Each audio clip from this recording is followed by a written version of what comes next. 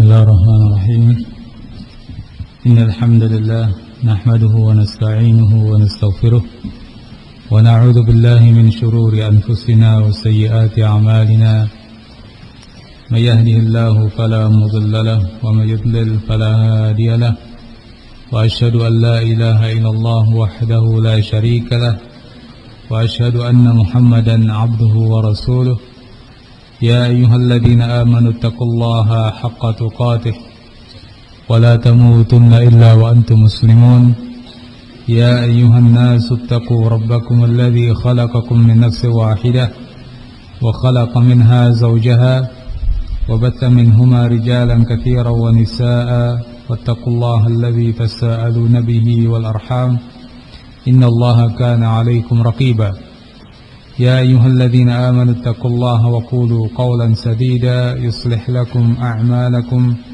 ويغفر لكم ذنوبكم ومن يطع الله ورسوله فقد فاز فوزا عظيما أما بعد إخواني في الدين رحمكم الله. Melanjutkan pembahasan kitab A'lamus Sunnah Al-Mansyurah.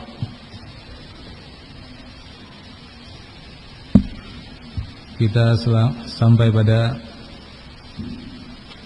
pertanyaan yang ke-8,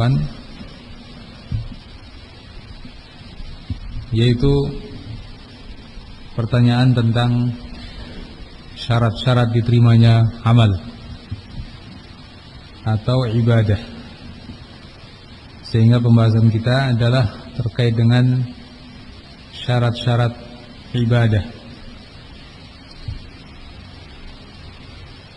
Pertanyaannya, kam syurutul ibadah? Berapa syarat-syarat ibadah? Al-jawab salasah. Ada 3. Al-awwal, yang pertama adalah sidqu al-azimah, tekad yang benar-benar. Wa huwa syartun fi wujudiha, dan ini adalah merupakan syarat adanya suatu ibadah. Artinya tanpa itu tidak akan muncul suatu ibadah. Wasani, yang kedua, ikhlasun niyyah, niat yang ikhlas.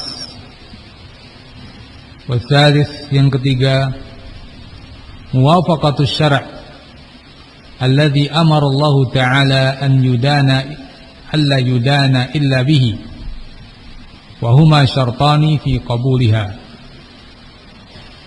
Yang ketiga adalah sesuai dengan syariat yang Allah perintahkan untuk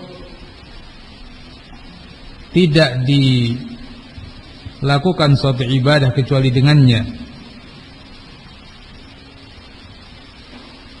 Wa huma syartani fi qabuliha, dan keduanya adalah syarat diterimanya ibadah. Demikian soal jawab akidah ini terkait dengan syarat-syarat ibadah. Beliau rahimahullah menyebutkan bahwa syarat ibadah ada 3, dan beliau sebutkan pembagian dari syarat tersebut. Yang pertama disebutkan sebagai syarat adanya suatu ibadah. Artinya bahwa tanpa syarat itu tidak mungkin akan ada suatu ibadah. Beliau sebutkan untuk syarat yang pertama, yaitu sidqu al-azimah, tekad yang benar-benar untuk melaksanakan ibadah. Tanpa tekad yang sungguh-sungguh, yang benar-benar dalam merealisasikan suatu ibadah, maka tidak akan mungkin terwujud suatu ibadah. Bagaimana mungkin seorang akan beribadah sementara dia tidak punya niat untuk mewujudkan ibadah tersebut? Seperti yang kita ketahui bahwa terwujudnya suatu amalan adalah karena adanya iradah, keinginan, dan adanya al-qudrah, kemampuan. Kalau ada keinginan dan kemampuan akan terwujud suatu amalan. Kalau salah satu tidak ada, maka tidak akan terwujud. Seorang yang punya kemampuan tapi tidak punya kemauan, tidak akan terwujud suatu amalan. Seorang yang punya kemauan tapi tidak ada kemampuan, juga tidak akan terwujud suatu amalan. Sehingga harus ada baik kemampuannya maupun kemauannya. Nah, ini yang dimaksud oleh Syekh Al-Hakami rahimahullah. Jadi niat yang sungguh-sungguh merupakan syarat terwujudnya suatu ibadah. Dan Nabi SAW juga menerangkan kepada kita bahwa suatu tekad ini sudah menjadi modal utama suatu amal yang soleh. Bahkan seandainya pun belum terwujud, Allah Azza wa Jalla akan memberikan suatu pahala atas tekad untuk beramal soleh tersebut. Seperti dalam hadis Nabi sallallahu alaihi wasallam, "Man hamma bihasanatin falam ya'malha, katabaha Allahu 'indahu hasanatan kamilah." Seorang yang bertekad untuk melakukan suatu kebaikan, Allah Azza wa Jalla akan menuliskan untuknya suatu kebaikan yang sempurna, sekalipun dia belum mengamalkannya. Jadi as-sidq fil azimah, kejujuran, kesungguh-sungguhan dalam berniat, bertekad, berkeinginan, ini satu hal yang sangat penting. Sekali lagi, sekalipun belum terwujud, Allah Azza wa Jalla sudah akan memberi pahala. Apalagi kalau terwujud, maka jelas akan diberi pahala oleh Allah Azza wa Jalla. Bahkan Allah akan melipat gandakan pahala tersebut karena perbuatan yang telah diwujudkan. Ya, kembali kepada masalah kita bahwa jadi yang pertama untuk syarat ibadah adalah sidqu al-azimah, tekad yang sungguh-sungguh, yang kuat, yang kokoh. Kemudian syarat yang kedua adalah ikhlasun niyyah, niat yang ikhlas. Yang ketiga sesuai dengan sunnah Nabi. Untuk nomor 2 dan 3 ini adalah syarat diterimanya ibadah. Sehingga yang sering kita dengar syarat ibadah ada 2, artinya syarat diterimanya ibadah ada 2. Syarat diterimanya suatu ibadah ada 2, yaitu yang di sini nomor 2 dan nomor 3.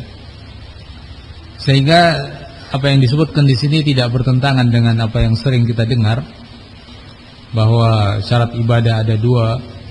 Kenapa di sini Syekh menyebutkan 3? Tidak ada pertentangan sama sekali, karena 3 yang beliau sebutkan untuk yang pertamanya bukan bab diterimanya amalan, tapi itu syarat terwujudnya suatu ibadah.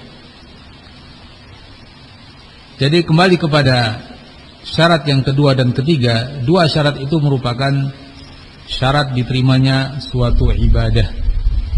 Bila terwujud ibadah, masih ada kemungkinan diterima, masih ada kemungkinan tidak diterima. Kapan akan diterima? Bila terwujud kedua syarat itu. Kapan tidak diterima?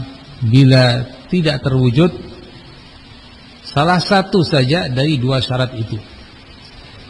Seorang yang beribadah dengan ikhlas tapi tidak sesuai dengan sunnah Nabi, maka tidak akan diterima. Begitu pula seseorang yang sudah sesuai dengan sunnah Nabi dalam ibadahnya tapi tidak ikhlas, maka juga tidak akan diterima. Ikhwani fid din rahimakumullah. Untuk itu maka seorang muslim dalam ibadahnya harus bersungguh-sungguh mewujudkan kedua syarat ini. Ikhlas, yakni betul-betul karena Allah Azza wa Jalla. Tidak ada niat-niat yang karena selain Allah Azza wa Jalla. Murnikan niatnya. Nabi SAW bersabda dalam hadis, innamal a'malu binniyat wa innama likulli imri'in ma nawa. Hanyalah amalan-amalan itu dengan niat-niatnya, dan untuk tiap orang akan mendapatkan yang ia niatkan. Yang akan dia peroleh adalah yang dia niatkan. Dia niat karena Allah, maka akan memperoleh pahala dari Allah. Dia niat karena dunia, dia akan memperoleh apa yang ia niatkan. Tapi juga mungkin bahkan tidak didapati apa yang ia niatkan kalau dia menginginkan dunia. Hadis Nabi SAW tersebut menyebutkan contoh bagaimana seorang yang berniat ikhlas dalam ibadah dan yang tidak ikhlas. Nabi contohkan dalam hadis itu amalan hijrah. Hijrah merupakan ibadah. Seorang yang bertekad untuk hijrah dan melakukannya, terwujudlah amal ibadah. Namun apa yang akan dia peroleh? Ada dua kemungkinan. Mungkin akan dia peroleh pahala dari Allah, mungkin akan dia peroleh selain itu. Maka Nabi terangkan, faman kanat hijratuhu ilallahi wa rasulihi fa hijratuhu ilallahi wa rasulihi. Siapa yang hijrahnya kepada Allah dan Rasulnya, maka hijrahnya kepada Allah dan Rasul. yakni dia akan mencapai tujuannya. Niat ikhlas karena Allah, maka akan mendapat pahala dari Allah Azza wa Jalla. Tapi waman kanat hijratuhu ila dunya yusibuha aw imra'atin yankihuha fa hijratuhu ila ma hajara ilaih. Dan barang siapa yang hijrahnya kepada dunia yang dia ingin mendapatkannya atau wanita yang akan dia nikahinya, maka hijrahnya kepada apa yang ia niatkan. Nah, yakni dia akan memperoleh apa yang dia niatkan. Likulli imri'in ma nawa. Tiap-tiap orang akan mendapatkan apa yang dia niatkan. Bahkan seperti yang saya katakan, terkadang yang dia niatkan pun tidak dia dapatkan. Ya, man kana yuridul ajilata ajjalna lahu fiha ma nasha liman nurid. Thumma ja'alna lahu jahannama yaslaha madhmuman madhura. Siapa yang ingin balasan yang segera, kami akan berikan balasan yang segera itu, yakni pahala duniawi atau keinginan-keinginan duniawinya. Liman nurid, bagi orang yang kami kehendaki. Ada orang yang dikehendaki dapat duniawi yang dia niatkan, ada yang Allah kehendaki dia pun tidak akan mendapatkan duniawi, harta duniawi, kedudukan duniawi yang dia niatkan. Jadi sungguh merugi orang yang tidak ikhlas. Dan tidak akan diterangkan oleh Syekh rahimahullah tentang ikhlas lebih lanjut pada pertanyaan yang ke-10. Kemudian yang ketiga atau syarat diterimanya amalan yang kedua adalah muwafaqatus syara', harus sesuai dengan syariat. Seorang muslim harus berusaha untuk mewujudkan hal ini sehingga betul-betul dia teliti, dia koreksi, dia perhatikan ibadah yang dia lakukan sudahkah sesuai dengan sunnah Nabi sallallahu alaihi wasallam atau belum sesuai dengan sunnah Nabi sallallahu alaihi wasallam. Kalau dia betul-betul sesuai dengan sunnah Nabi, maka insyaallah dia akan memperoleh apa yang dia niatkan,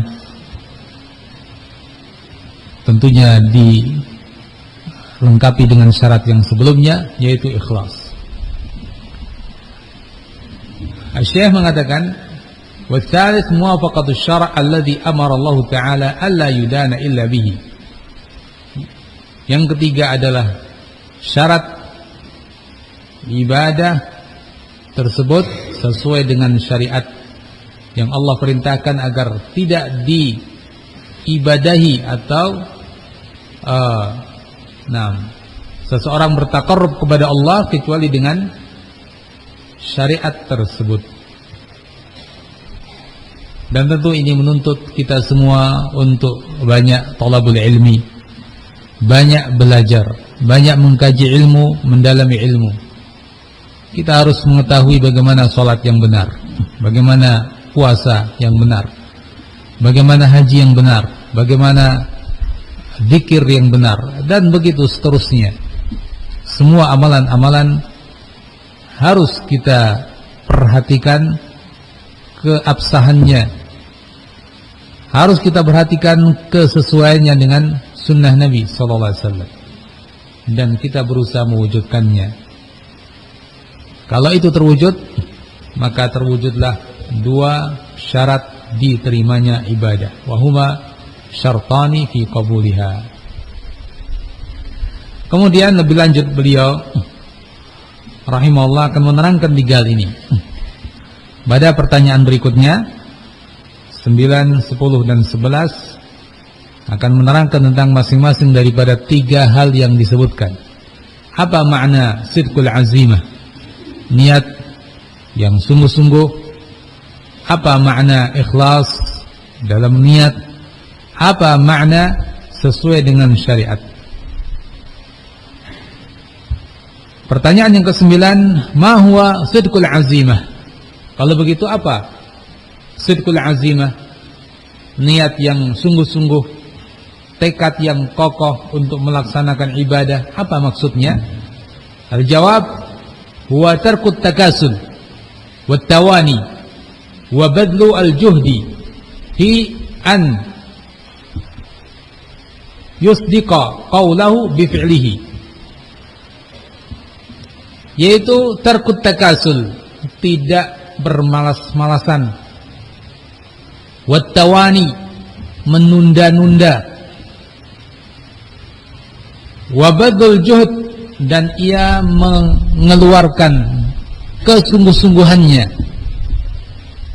mencurahkan kesungguh-sungguhannya, fi an yusdiqa qawlahu bifi'lihi, untuk membenarkan ucapannya dengan bukti perbuatannya, untuk membenarkan ucapannya dengan bukti perbuatannya.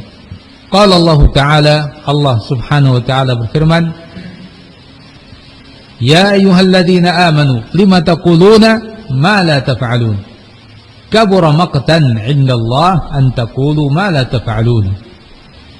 Pada surat As-Saff ayat yang ke-2 dan 3, Allah berfirman, ya ayyuhalladzina amanu, wahai orang-orang yang beriman, lima taqulun ma la taf'alun, mengapa kalian mengatakan sesuatu yang kalian tidak perbuat, kalian tidak lakukan atau amalkan? Kabura maqtan 'indallah, sungguh besar kemurkaan di sisi Allah Azza wa Jalla. An taqulu ma la taf'alun, ketika kalian mengucapkan sesuatu yang tidak kalian amalkan. Ikhwani fid din rahimakumullah, di sini beliau rahimahullah menerangkan makna sidqul azimah, yang itu merupakan syarat terwujudnya suatu ibadah. Kata beliau bahwa sidqul azimah itu artinya tarkut takasul wat tawani, tidak bermalas-malasan, tidak menunda-nunda, kemudian mengeluarkan segala kesungguh-sungguhannya untuk membuktikan ucapannya dengan perbuatan. Ikhwan fillah rahimakumullah. Jadi seorang yang ingin beribadah dan betul-betul ingin terwujud ibadah itu, dia harus meninggalkan at-takasul, kemalasan, dan at-tawani, ya, suka menunda-nunda. Ini dua hal yang tentu saling melengkapi dalam hal keburukan. Malas menunjukkan bahwa ia tidak sungguh-sungguh untuk melakukannya. Menunda-nunda ini menjadi penghambat untuk terlaksananya suatu amalan. Maka keduanya harus segera disingkirkan. Ibadah apa saja, kita mau thalabul ilmi, tinggalkan kemalasan. Jangan sebentar lagi, ya, yang akhirnya tertunda lagi, sehingga tidak terwujud amalan thalabul ilmi tersebut.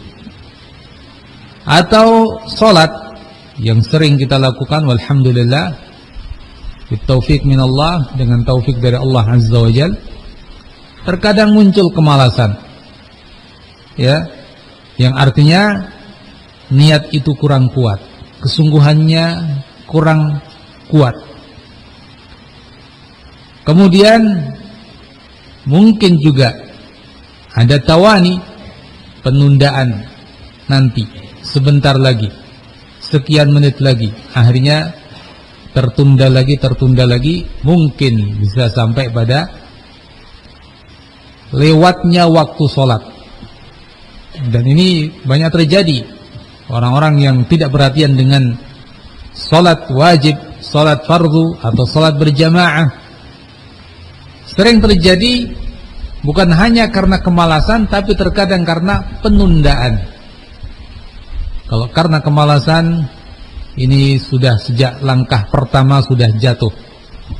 Kalau karena penundaan, mungkin sudah ada tekad, namun ia menunda-nunda, ya, tergoda oleh bisikan-bisikan syaitan, sehingga terlewatlah waktu sholat berjamaah, atau bahkan terlewatlah waktu sholat, sehingga ia baru mau melakukan sholat di luar waktu, yang itu sudah, yakni bukan waktunya untuk melakukan sholat, ya. Ikhwan fillah rahimakumullah. Jadi seorang yang betul-betul punya sidqul azimah, artinya dia tinggalkan keduanya, dan dia berusaha untuk mengeluarkan daya upaya, kesungguh-sungguhan dalam mengamalkan ibadah yang telah dia niatkan. Apapun ibadah tersebut, buktikan dengan perbuatannya, jangan hanya mengucap di lisannya atau berniat di dalam kalbunya, tapi wujudkan. Allah Azza wa Jal telah mencela orang-orang yang hanya bisa berbicara tapi tidak bisa melakukan. Orang-orang yang hanya bisa mungkin bahkan memerintahkan orang lain, tapi dia sendiri tidak bisa mempraktekkannya, ya. Apalagi memerintahkan dirinya sendiri saja tidak. Nah, ini semua adalah perkara-perkara yang tercela dalam agama kita. Allah Azza wa Jal mengatakan dalam ayat yang tadi kita baca, yang artinya, wahai orang-orang yang beriman, kenapa kalian mengucapkan sesuatu yang kalian tidak lakukan?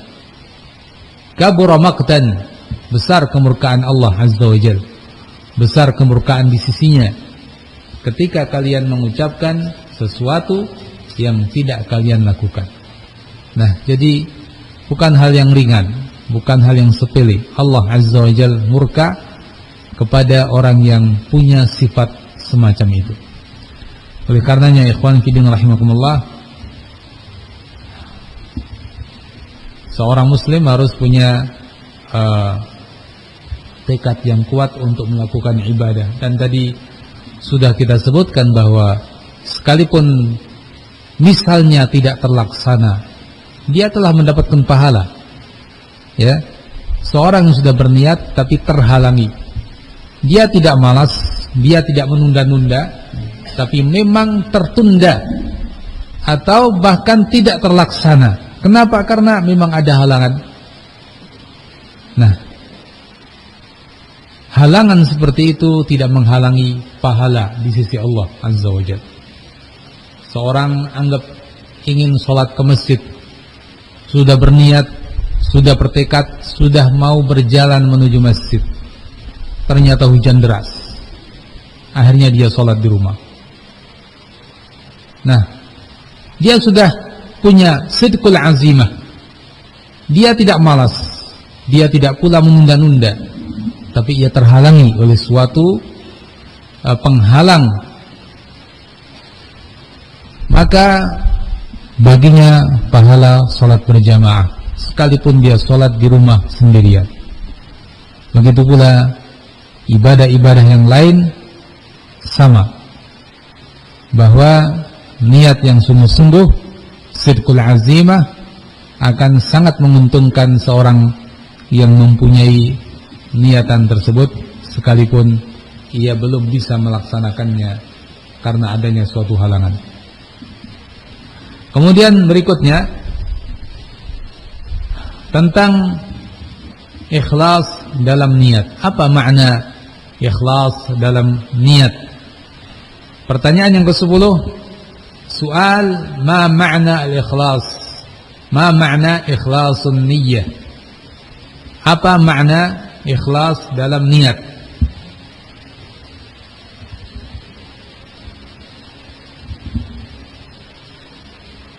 Ma makna ikhlasi an-niyyah, ya? Ma makna ikhlasin niyyah? Apa makna niat yang ikhlas? Al-jawab, huwa an yakuna muradul 'abdi bi jami'i aqwalihi wa a'malihi adh-dhahirati wal batinati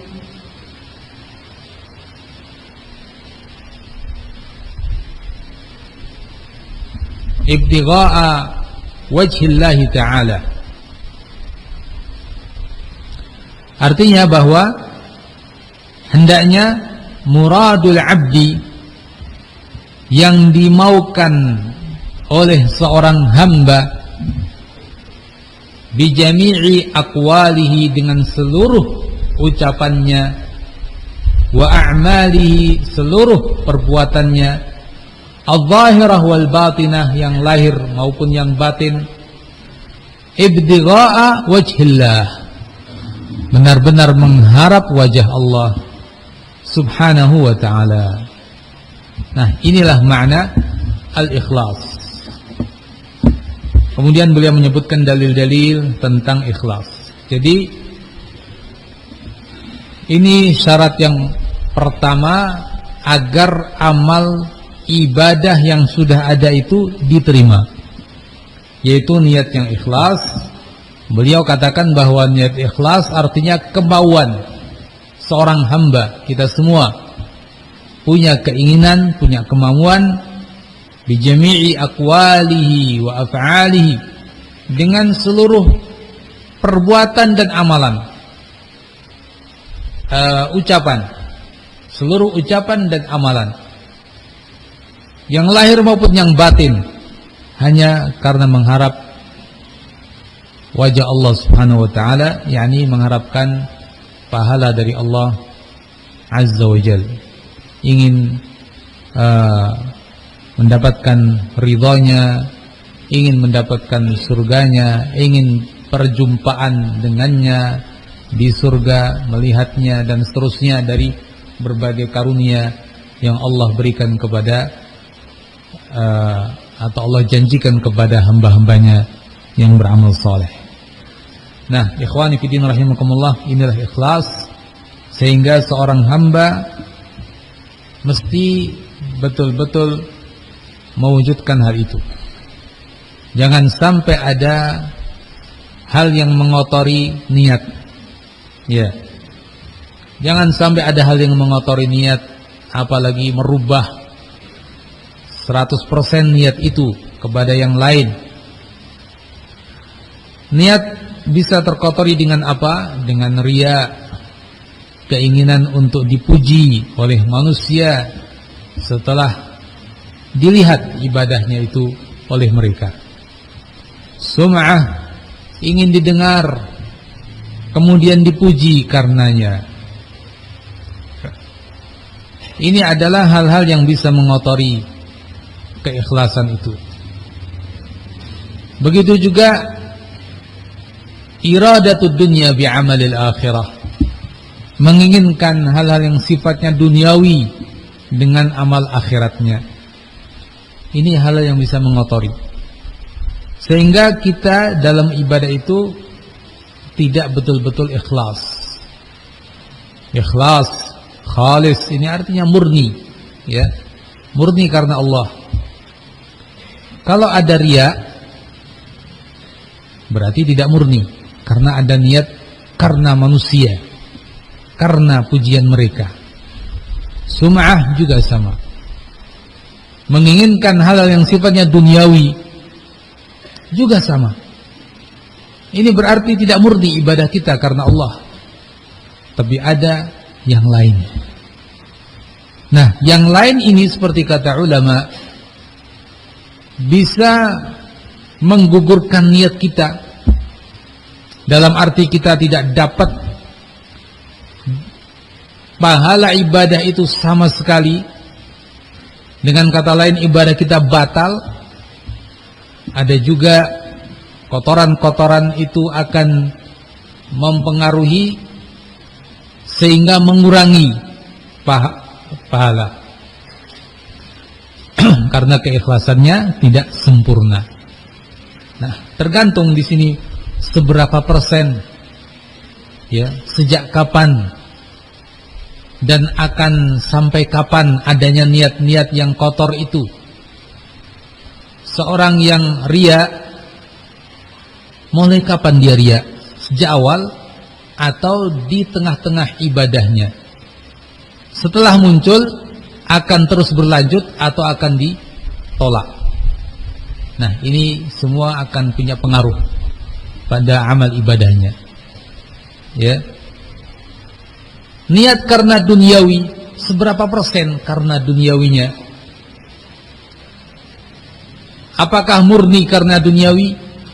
Kalau murni karena duniawi, ya likulli imri'in ma nawa, tiap manusia dapat yang dia niatkan, berarti tidak dapat yang dari Allah sama sekali. Kalau murni karena Allah, maka dia dapat yang dari Allah, tidak akan terkurangi sedikit pun. Kalau ada sekian persen, 20% karena keinginan duniawi, maka ini akan mengurangi pahalanya. Nah, ikhwani fiddin rahimakumullah, hal itu telah dirinci oleh para ulama untuk lebih mendalam dalam pengetahuan itu.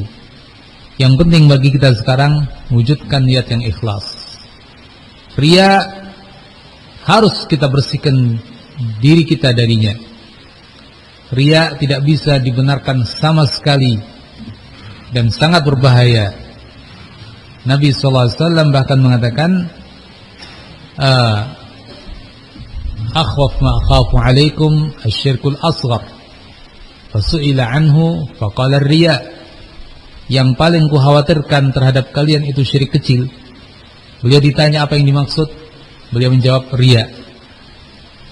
Nah, jadi bagaimanapun riya harus dihilangkan. Sum'ah sama secara hukum, yakni karena mengharapkan pujian dari manusia. Niat karena duniawi, ulama mengatakan kalau ada suatu ibadah yang disebutkan dalam dalil syar'i pahala-pahala duniawi, boleh sebatas ibadah itu kita ada niatan-niatan yang sifatnya duniawi, tapi tetap niat utamanya adalah ikhlas lillahi ta'ala. Contohnya apa? Bersilaturahmi adalah ibadah. seorang ketika bertolak dari rumahnya untuk bersilaturahmi, seorang muslim harus karena Allah Azza wa Jalla. Harus yang menjadi faktor pendorongnya adalah karena Allah memerintahkan, karena Rasul menganjurkan, maka dia akan melaksanakannya. Bolehkah kita berniat supaya pahala kita, supaya rezeki kita lancar, niat duniawi, ya, untuk silaturahmi boleh. Kenapa? Karena Rasulullah SAW telah memberikan janji, memberikan motivasi bagi yang bersilaturahmi akan dilapangkan rezekinya. Maka kita di samping karena Allah ada niatan itu, boleh pada ibadah ini. Nabi bersabda dalam hadis, "Man habba an yubsata lahu fi rizqihi wa yunsa' lahu fi atharihi falyasil rahimah." Siapa yang ingin untuk dipanjangkan umurnya, untuk dilapangkan rezekinya dan dipanjangkan umurnya, maka sambunglah silaturahminya. Ya, ini contoh. Namun seperti kita ingatkan, tidak boleh murni karena duniawi. Seorang muslim tidak boleh dan tidak sepantasnya sama sekali berniat murni karena duniawi. Kalau dia bersilaturahmi, saya semata-mata agar umur panjang dan rezeki lancar. Ada niatan karena Allah, itu tidak terbesit dalam diri saya. Muslim seperti ini tidak bisa. Ya. Jadi tetap ibadah itu harus karena Allah Azza wa Jalla. Boleh ada niatan-niatan duniawi pada ibadah yang memang Nabi beri pahala-pahala duniawi, atau Allah Azza wa Jalla memberikannya. Nabi menyampaikan, menjelaskan akan ada pahala-pahala yang sifatnya duniawi. Tapi ibadah yang tidak ada janji-janji pahala duniawi, tidak boleh bagi kita meniatkannya karena niatan-niatan duniawi sama sekali. Kita sholat 5 waktu. Apakah ada dalam hadits Nabi atau ayat Al-Quran janji-janji pahala duniawi bagi sholat 5 waktu? Siapa yang sholat 5 waktu, maka rezekinya akan lancar. Siapa yang sholat 5 waktu, maka umurnya akan dipanjangkan, atau yang semakna dengan itu. Tidak kita dapati. Maka tidak boleh dalam sholat 5 waktu ada niatan-niatan duniawi. Jangan. Kita murni karena Allah, ibadah kepada Allah Azza wa Jalla. Kalau ada orang yang mengatakan ternyata dalam gerakan-gerakan sholat menyebabkan kesehatan, kita katakan mungkin saja benar, tapi jangan menjadi niat kita. Jangan menjadi niat kita.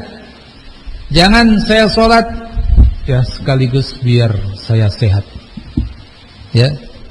Atau kenapa kamu sholat? Biar saya sehat. Tidak boleh. Harus ikhlas lillahi ta'ala. Jangan ada niatan biar sehat atau kuat. Bahkan kita katakan kita mau sehat atau mau sakit bukan urusan. Yang penting saya ibadah karena Allah Azza wa Jalla. Nah, begitu. Begitu pula puasa. Apakah ada dalam hadis Nabi SAW yang menyebutkan bahwa yang puasa Ramadan, ya, puasa Ramadan, maka dia akan begini dan begitu.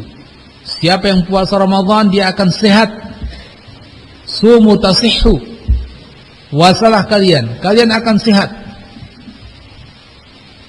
Kalau hadis ini benar, mungkin kita akan mengatakan boleh ada unsur niat sehat. Tapi hadis ini lemah. Ya. Hadits ini lemah. Sehingga ibadah puasa yang kita tidak mendapatkan di sana ada iming-iming pahala duniawi, maka kita tidak boleh meniatkan niatan-niatan duniawi sama sekali. Puasa Ramadan kita lakukan karena kewajiban Allah Azza wa Jalla. Puasa Ramadan kita lakukan karena kita mengharap pahala dari Allah Azza wa Jalla, takut dari nerakanya dan seterusnya. Puasa Ramadan akan kita laksanakan sekalipun berakibat kita sakit, ya, dalam arti apa? Akibat. Kalau kita sedang sakit boleh tidak puasa, ya kan? Itu urusan lain. Tapi karena puasa mungkin orang jadi sehat, mungkin orang jadi sakit, itu bukan ada kaitannya sama sekali dengan niat kita. Tidak ada kaitannya. Kita puasa Ramadan benar-benar lillahi ta'ala, karena Allah Azza wa Jalla. Ya. Kalau ada yang mengatakan seperti yang tadi dalam bab salat, ternyata puasa itu justru membuat orang sehat, ya, berdasarkan penelitian ini dan itu, yang sakit mah justru malah sehat dengan puasa misalnya, ya mungkin saja, mungkin. Tapi ibadah kita tidak akan terpengaruhi oleh tujuan-tujuan itu. Ibadah kita karena Allah, ya, entah ada manfaat itu atau tidak, bukan urusan kita. Nah, begitu pula ibadah-ibadah yang lain. Maka jaga keikhlasan kita. Kalau ada niat-niat yang lain bisa mengurangi pahala kita, dan mungkin sebagiannya bahkan na'udzubillah bisa menghilangkan pahala kita. Jadi ikhwan fillah rahimakumullah, itulah al-ikhlas, kemurnian dalam niat. Allah Azza wa Jalla berfirman di dalam ayatnya pada surat Al-Bayyinah ayat yang kelima, wa ma umiru illa liya'budullaha mukhlishina lahuddin hunafa, dan tidaklah mereka diperintahkan kecuali agar mereka ibadah kepada Allah mukhlishina lahuddin, dengan mengikhlaskan untuknya agama ini, hunafa, mereka pun melakukannya dengan hunafa, lurus. Dalam ayat yang lain pada surat Al-Lail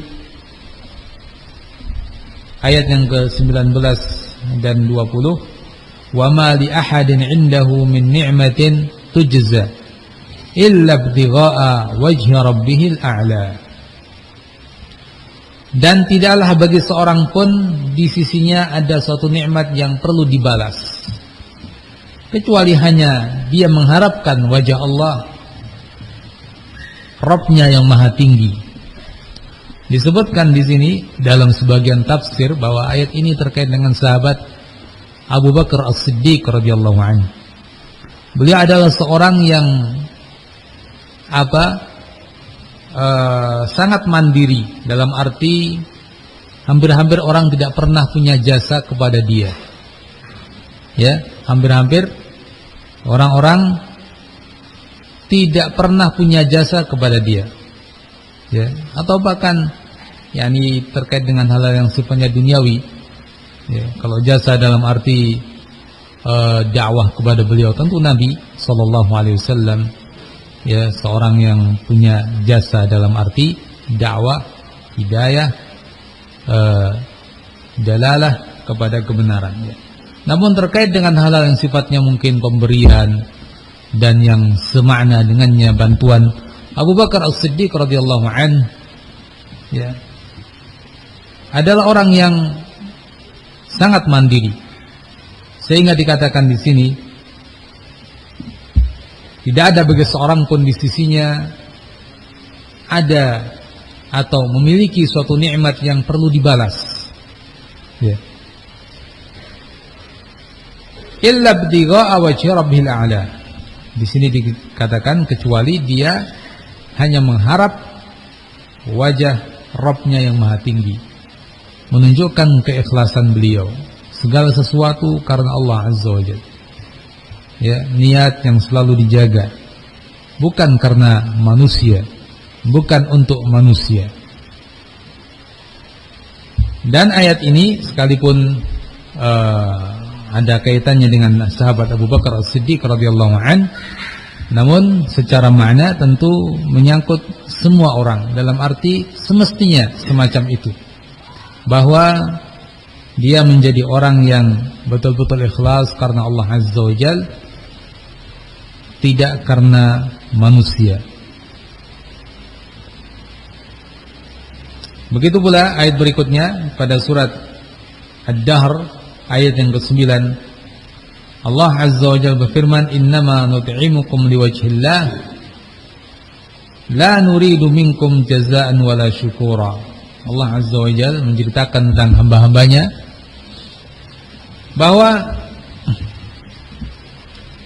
mereka pun mengatakan, innama nut'imukum liwajhillah, kami hanyalah memberi kepada kalian makan karena wajah Allah, tidak menginginkan dari kalian jazaan, balasan, wala syukura, tidak pula ucapan syukur atau rasa syukur. Ikhwani fillah rahimakumullah, ini juga mengisyaratkan kepada kita tentang pentingnya al-ikhlas, bahwa mereka hamba-hamba Allah Azza wa Jalla yang saleh, mereka ketika memberikan suatu pemberian karena Allah Azza wa Jalla, bukan karena yang lain. Tidak mengharapkan balasan, bahkan ucapan syukur pun tidak mereka harapkan. Kemudian pada ayat yang lain, pada surat Asy-Syura ayat yang ke-20, firman Allah Azza wa Jalla, man kana yuridu harthal akhirati nazid lahu fi harthih wa man kana yuridu harthad dunya nu'tihi minha wa ma lahu fil akhirati min nasib. Barang siapa yang menghendaki harthal akhirah,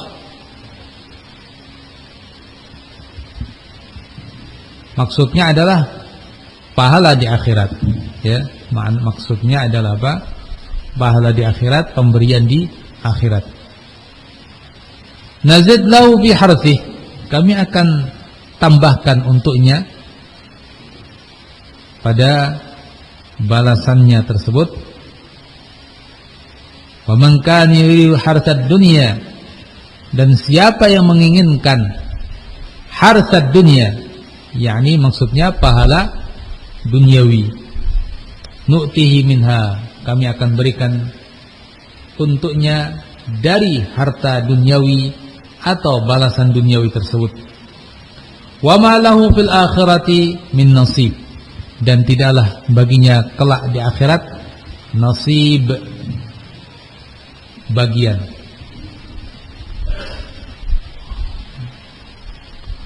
Wa ghairuha minal ayat, dan yang lainnya dari ayat-ayat. Nah, pada ayat yang terakhir juga menganjurkan tentang ikhlas, karena siapa yang menginginkan akhirat pasti Allah akan berikan apa yang dia inginkan, tentu setelah ibadah itu diterima oleh Allah Azza wa Jalla, terpenuhi syarat-syaratnya, tidak ada yang membatalkannya.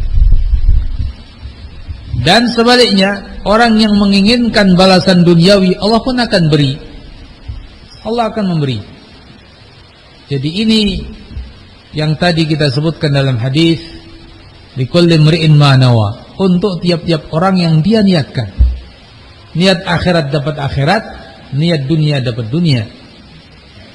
Tapi seperti dalam ayat yang lain yang juga tadi saya sampaikan, saya tegaskan lagi, yang untuk duniawi bahkan terkadang Allah Azza wa Jalla tidak beri, ya. Kalau akhirat dia niatkan dan diterima, maka pasti Allah beri. Innallaha la yukhliful mi'ad, Allah tidak akan menyelisihi janjinya. Tapi kalau duniawi yang dia inginkan, maka bisa dapat, bisa tidak dapat. Ayat ini menunjukkan dia akan diberi, tapi datang berikutnya ayat yang lain yang tadi kita baca, man kana yuridul ajila ta'ajjalna lahu fiha ma nasha' liman nurid. Pada surat Al-Isra, siapa yang menginginkan balasan cepat, kami akan percepat balasannya, tapi siapa yang kami kehendaki. Ada yang Allah beri apa yang dia inginkan dari harta duniawi, ada pula yang tidak diberi. Nah, celaka, ya. Kalau sudah niatnya karena duniawi, tidak diberi lagi. Celaka dunia dan akhirat. Dan mereka yang diberi niatan duniawinya, ya dapat itu saja. Di akhirat tidak dapat apa-apa. Ya.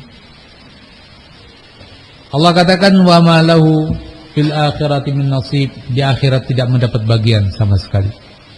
Bahkan dari surat tadi Al-Isra, thumma ja'alna lahu jahannama, kemudian kami jadikan untuknya jahannam. Na'udzubillah. Nah, jadi ikhwani fillah rahimakumullah, ancaman yang keras ini bagi mereka yang tidak ikhlas, menunjukkan ikhlas sesuatu yang sangat-sangat penting. Itu perkara yang wajib dan kebahagiaan tergantung dengannya, ya. Begitu pula sebaliknya, lawan daripada ikhlas adalah perkara yang haram, dan itu menjadi sebab bencana di akhirat kelak. Na'udzubillah min dzalik. Demikian ikhwan fillah rahimakumullah yang bisa kita bahas pada kesempatan ini. Insyaallah kita lanjutkan pada kesempatan berikutnya tentang syarat yang ketiga dan penjelasannya, yaitu kesesuaian dengan syariat.